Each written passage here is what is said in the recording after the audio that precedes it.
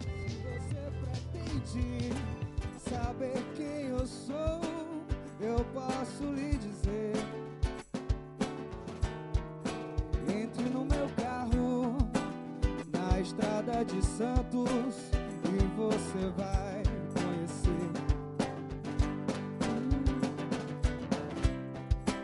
Você vai pensar que eu não gosto nem mesmo de mim,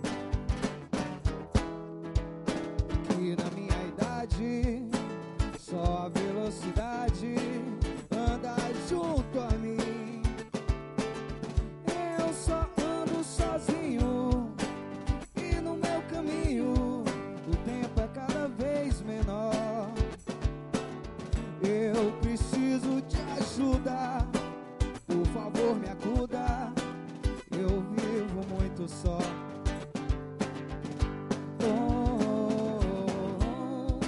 Se acaso numa curva eu me lembro do meu mundo, piso mais fundo, corrijo num segundo, não posso parar.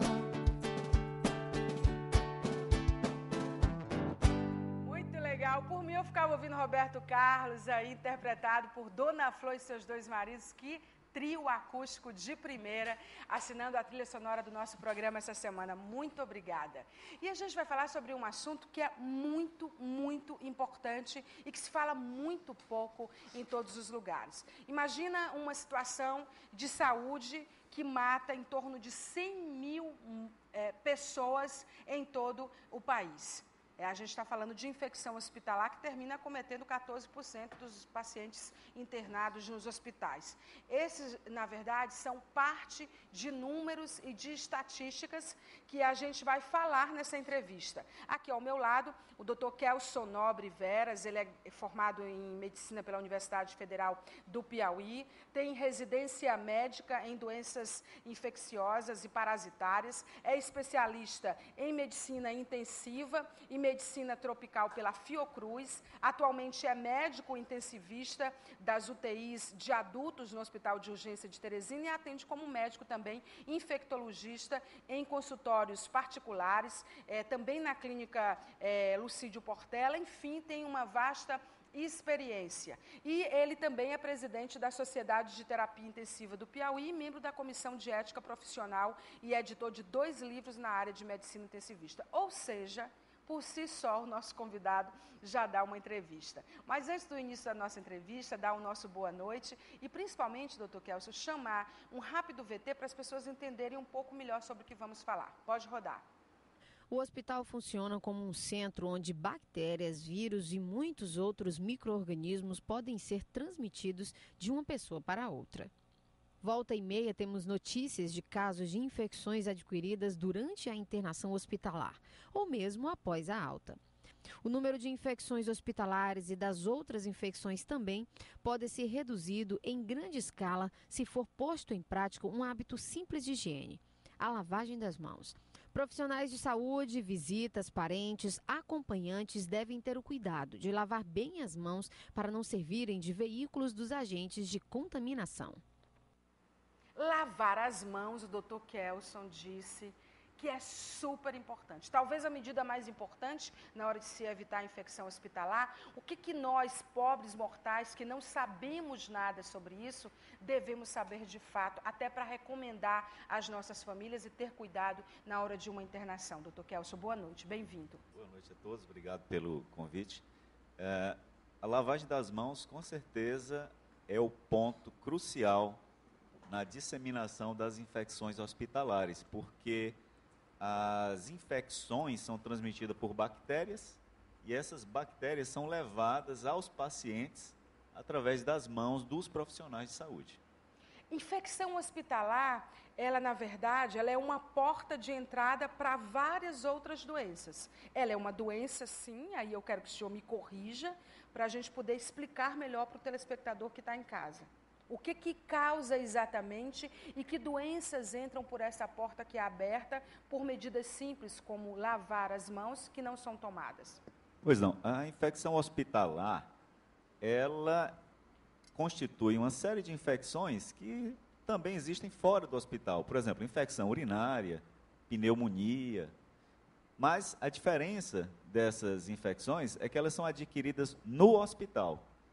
E isso se traduz numa diferença importante pelo fato de que as bactérias que causam as infecções no hospital, elas têm um perfil de resistência aos antibióticos que é muito alto, diferente das infecções que a gente pega na comunidade, são chamadas infecções comunitárias e respondem melhor aos antibióticos. Então, os germes são mais fortalecidos, são diferentes de bactérias comuns, por exemplo, como dentro de um ônibus, num lugar público, é isso? Exato. As bactérias que causam infecções hospitalares, elas são mais difíceis de tratar com os antibióticos. Como é que se trata a infecção hospitalar? Por A que ela gente, mata tanta gente? Nós usamos antibióticos e temos uma grande dificuldade de encontrar antibióticos que sejam capazes de eliminar aquela bactéria. Porque pelo uso constante de antibióticos no hospital, nós vamos selecionando germes cada vez mais resistentes. Como é que os hospitais hoje estão criando protocolos no sentido de evitar a infecção hospitalar, que mata tanta gente? Há a formação de comissões de controle de infecção hospitalar que há muitos anos no Brasil já são obrigatórias, todo hospital tem que ter. Mas, infelizmente, a gente ainda tem muita dificuldade. Boa parte das comissões de controle de infecção hospitalar no Brasil, seja em hospital público, seja em hospital privado, é mais assim uma comissão para estar presente no papel, né? Então, os profissionais que formam essa comissão, eles assumem aquele papel, mas os gestores dos hospitais, públicos e privados, não dão a quantidade de pessoas necessárias para que essas comissões efetuem bem o seu papel de controle. Na verdade, esses protocolos, eles são teoria e eles poderiam ser práticas se os hospitais se comprometessem em cumprir esses protocolos. Com certeza. E os profissionais também, porque quando a gente fala que é importante lavar as mãos, e eu vou já retomar esse assunto, a gente está falando também que os hospitais têm que investir recursos nisso. Os hospitais têm que investir recursos, capacitando suas comissões de controle de infecção hospitalar. As universidades têm que formar os profissionais de saúde preocupados com infecção hospitalar. Então, é um contexto bem amplo de medidas que precisam ser tomadas. A questão da bata, que virou polêmica recentemente, quando eu digo recente, é de uns 3 anos para cá, que os estagiários, os residentes, os médicos, eles saíam dos hospitais e das clínicas ou dos centros cirúrgicos, do que quer que seja, vestidos na bata. Isso causou uma polêmica enorme. Isso continua, doutor Kelson. Por que isso não foi combatido?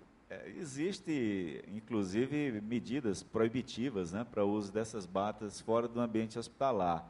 É uma falta de educação do colega que faz isso, né? Mas está longe de ser assim, um grande risco à saúde da população. A questão do uso da bata. Por quê? Na realidade, a preocupação principal é com o que nós trazemos para os pacientes que estão no hospital e não com o que nós levamos para a comunidade. Mas o que se traz para os pacientes é importante também, porque são vidas da mesma forma. A principal dificuldade, o principal problema é que os pacientes que estão no hospital, essas bactérias chegam a eles, penetram no interior destes pacientes, através de procedimentos que o profissional de saúde realiza, coisa que não existe na comunidade, né?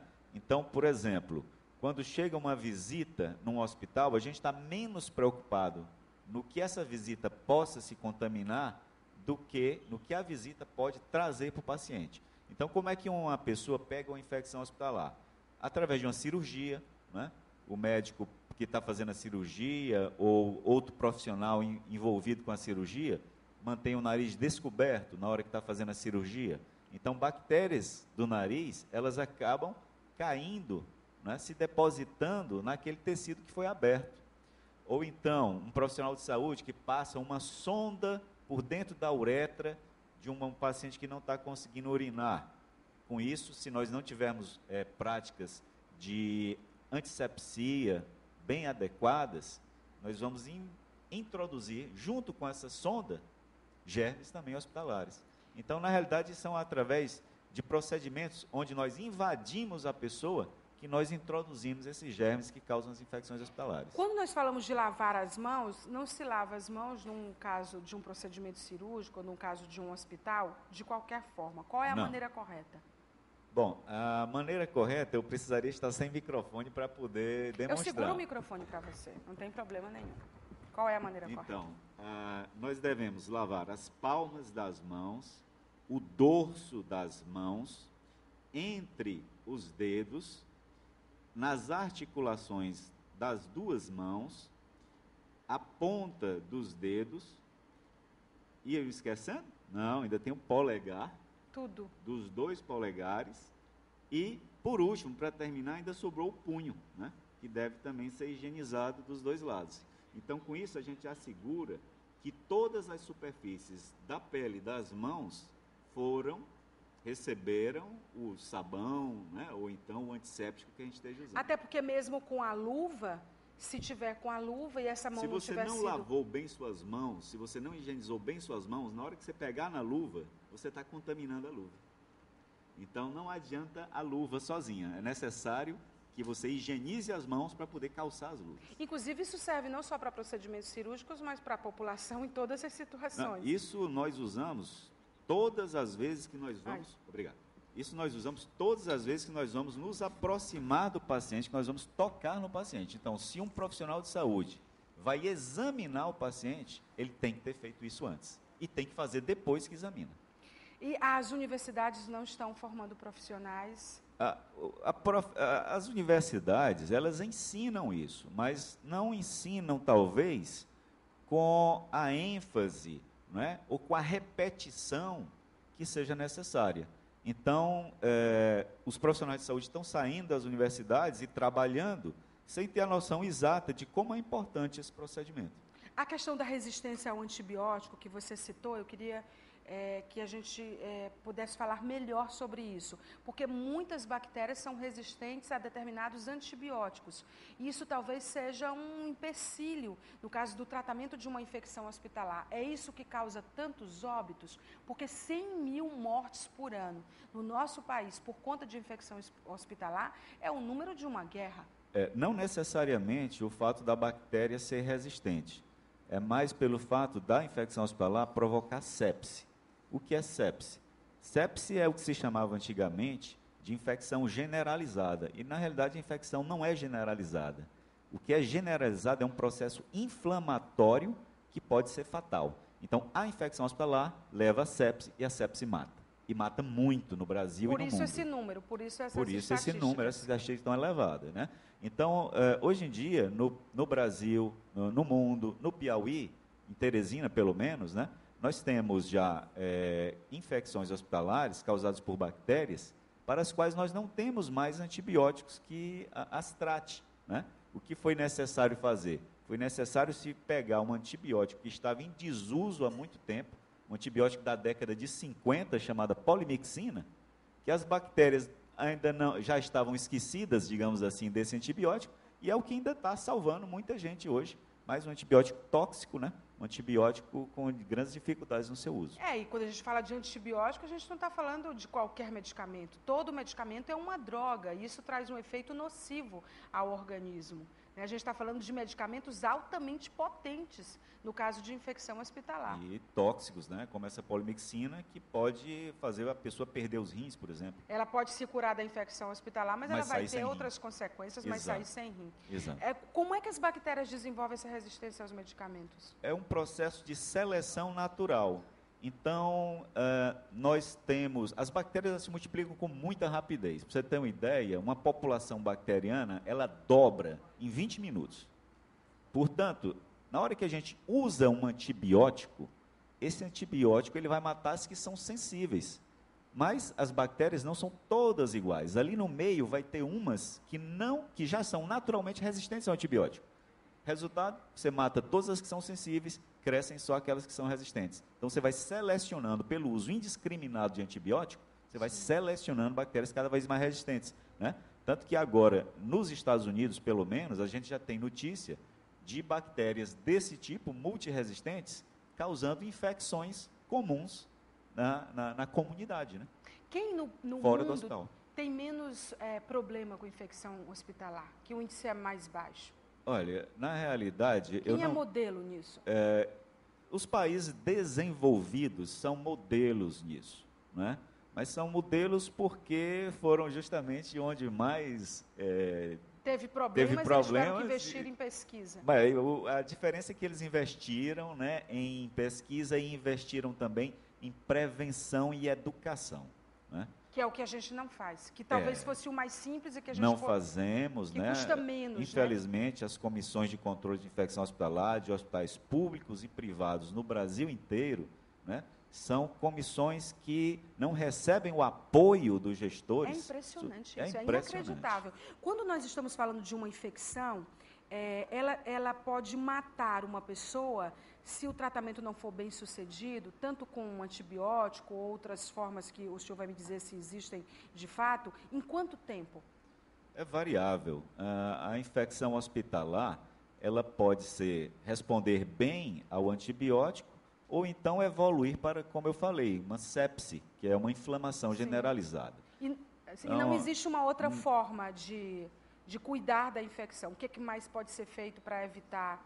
Infelizmente, para tratar, são antibióticos, nós não temos ainda outro tipo de medicamento, certo? E aí a indústria tentou, desde a década de 70, que a indústria tenta acompanhar a evolução das bactérias, né? Mas as bactérias estão ganhando a corrida. Então, quanto mais invasiva a cirurgia, maior o risco de infecção hospitalar. Lembrar que não é só cirurgia, né? Por exemplo, uma sonda que se coloca na uretra, um tubo que se coloca na traqueia. Pode ser um exame, por exemplo. Pode ser um exame. Não necessariamente essa pessoa tem que estar numa unidade de terapia intensiva. O implante de próteses, né? Prótese de silicone, por exemplo. Né? A gente tem casos, inclusive, recentes Sim, sempre é matéria, né? Sempre é matéria. De implante de silicone, implante de próteses que tiveram um problema seríssimo com risco de morte. Exatamente. Para a infecção. Exatamente. Nós estamos longe, então, né? Nós estamos numa situação bem problemática. É preciso que a comunidade inteira abra o olho, né, para o problema e comece a valorizar a devida importância. O cidadão comum, ele tendo que fazer um procedimento desse com risco, ele não pode fazer nada. Ele tem que pedir a Deus para ser protegido. É bom ele dar uma olhada no hospital, né, avaliar se há um programa de controle de infecções hospitalares funcionando, né? Verificar se na porta dos quartos você tem um recipiente contendo álcool gel para higienização das mãos, ver a estrutura do hospital, se aparenta uma limpeza. Quer dizer, são sinais que não são fidedignos de que não vai ter infecção hospitalar, mas pelo menos são sinais de que alguma coisa esse hospital se preocupa, né? Para a gente chegar no nível de ter uma associação brasileira que trata disso, é super importante. Isso existe em outros países também? Sim, com certeza. Os profissionais de saúde, há muitos anos, já vêm se reunindo e escrevendo livros e fazendo congressos e discutindo essa problemática. Como infectologista, o que mais tem preocupado você atualmente, além da questão da infecção hospitalar, que é o tema principal do nosso programa? Bom, mudando de assunto? Mudando de assunto. Eu não vou deixar de perguntar para um infectologista de tão alto nível o que tem tirado o sono dele como infectologista, tendo você aqui ao meu lado. Não vou perder essa chance. Essa epidemia de uma virose desconhecida, né, no Brasil. Todo mundo doente. Exato. Todo mundo se coçando, todo mundo com essa sensação de febre, de tudo, dor no corpo, dor nas articulações, os olhos avermelhados. E eu li uma matéria manchas hoje... na pele também, Eu li uma matéria hoje que eu espero que não esteja correta, né? Mas que dizia que o governo iria começar um estudo para saber o que é que se trata. Eu espero sinceramente que tenha havido um equívoco, né? Porque são meses com essa doença se espalhando no Nordeste. Pois depois de meses o Ministério da Saúde diz, nós vamos agora investigar o que está acontecendo. Exato. Então, pode ser chikungunya, né? Pode ser uma doença chamada eritema infeccioso, mas não é típico nem de uma nem de outra, né? Existe uma área chamada epidemiologia que nos mostra como as doenças infecciosas se comportam, né? E nem o eritema infeccioso, nem o chikungunya apresentam este aspecto epidemiológico e clínico que nós estamos vendo. Então, a princípio, não seria. Qual é a semelhança com dengue? A semelhança com dengue é febre, queda do estado geral, dores no corpo e a empolação, né, que tecnicamente o nome se chama de exantema ou eritema. O senhor desconfia de alguma outra doença? A nossa principal suspeita, inicialmente, era chikungunya, né? Mas realmente é estranho o fato da febre ser baixa e às vezes a pessoa nem sente febre. Então, isso não bate com o que disseram para a gente, que é o quadro clínico da chikungunya. Agora, todo mundo que tem, que tem esses sintomas que vai ao médico, o médico diz, é uma virose. Com certeza. Sim, é uma virose, sim, é claro é uma virose. que é uma virose. Exato. Até pela forma como ela se manifesta. Mas que tipo de virose? Não se tem informação sobre isso. Pior, e nem o tratamento ideal, qual seria nesse caso, diante só, de tanto desconhecimento? O pior de tudo é o seguinte, é que não sabemos o que é, como é que a gente vai poder prevenir? Como é que eu vou poder dizer para a pessoa que cuidados tomar em casa para não passar isso para outras pessoas? Como é o contágio disso? Até porque, se for eritema infeccioso, é muito perigoso para a grávida. O bebê pode sofrer malformação importantíssima numa grávida. E sem essas informações, quanta grávida não está tendo essa infecção, não está tendo os cuidados necessários de se prevenir, né? Pois se fosse eritema infeccioso, a transmissão é por gotículas de saliva, né? Nós poderíamos isolar essas pessoas em casa, né? Evitar contato com outras pessoas sadias. Então, o Ministério da Saúde, ele se demorou muito a se preocupar com esse problema. O índice de contágio é altíssimo, porque está todo mundo. Você tem tipo um sim, outro não, um sim, outro não. A sensação que a gente tem é essa. E por que o Nordeste? Você desconfia de algo? Porque assim, é uma epidemia que se alastra pelo Nordeste inteiro. Tem alguma situação climática, alguma situação especial que faz com que essa virose, que ainda não se sabe, porque o Ministério da Saúde agora vai investigar depois de meses, o que acontece, por que nessa região? Olha, na realidade, eu não sei se é só no Nordeste, né? Dizem que São Paulo está sob uma epidemia de dengue. Será que eles não estão tendo a mesma doença e por não estarem habituados à dengue, estão pensando que é dengue? É uma possibilidade. Muito pouca informação. Muito pouco. O Ministério da Saúde, ele não se movimentou. Não, exatamente. E nós temos até que ver com... Nós temos a Associação Brasileira de Medicina Tropical, né?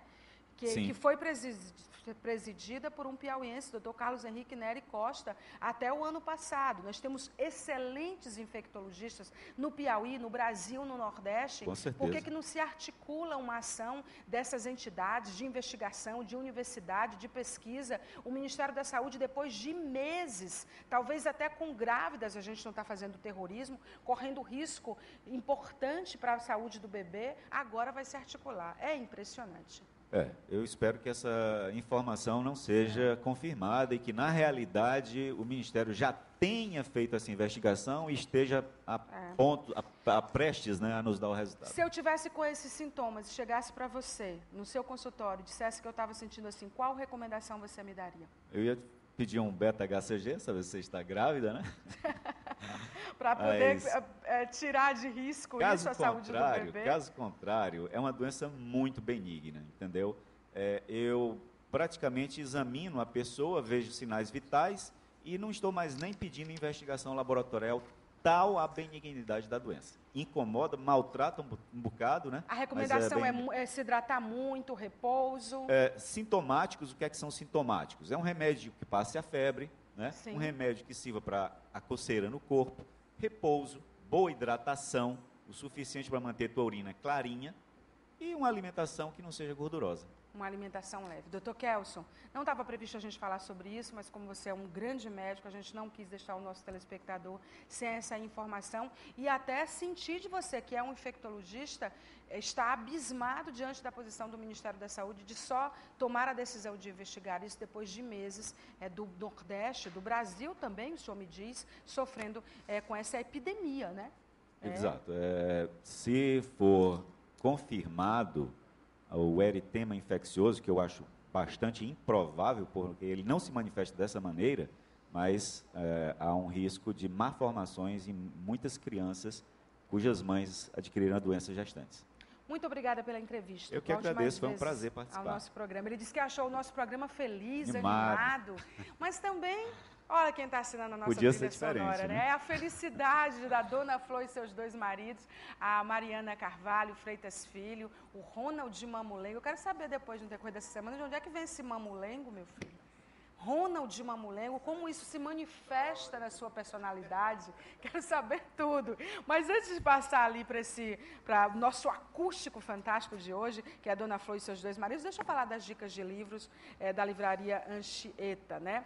Esse aqui é do Meg Medina, né, daqui Delgado, quer quebrar a sua cara, é muito bacana esse livro, A Construção Política do Brasil, do Luiz Carlos Bresser Pereira, Sociedade, Economia e Estado, desde a Independência. São 2 dicas da livraria Anchieta, que você sabe que pode encontrar tudo na verdade, né? Não só livros científicos e técnicos, mas também livros de todas as áreas, com 2 endereços em Teresina, na Álvaro Mendes e na Nossa Senhora de Fátima, no centro de Teresina, e em São Luís, a livraria Anchieta é a livraria moderna, que fica na Avenida Atlântida, tá certo? Dizer que a 7ª edição do Salão Mediplan de Humor já está com inscrições abertas, o tema é inveja, são R$12.000 distribuídos aí em prêmios, você pode acessar para obter todas as informações, o mediplan.com.br.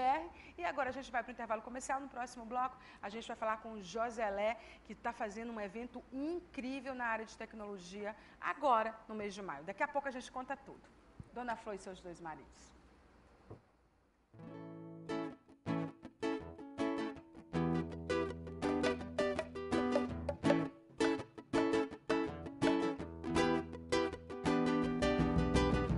Vem pra minha ala que hoje a nossa escola vai desfilar. Vem fazer história que hoje é dia de glória nesse lugar. Vem comemorar, escandalizar ninguém. Vem me namorar, eu vou te namorar. Vamos pra avenida desfilar, a vida é carnavalizar. Na Portela tem, mocidade inteira tem. No Império tem uma vila tão feliz, a porta vem ver.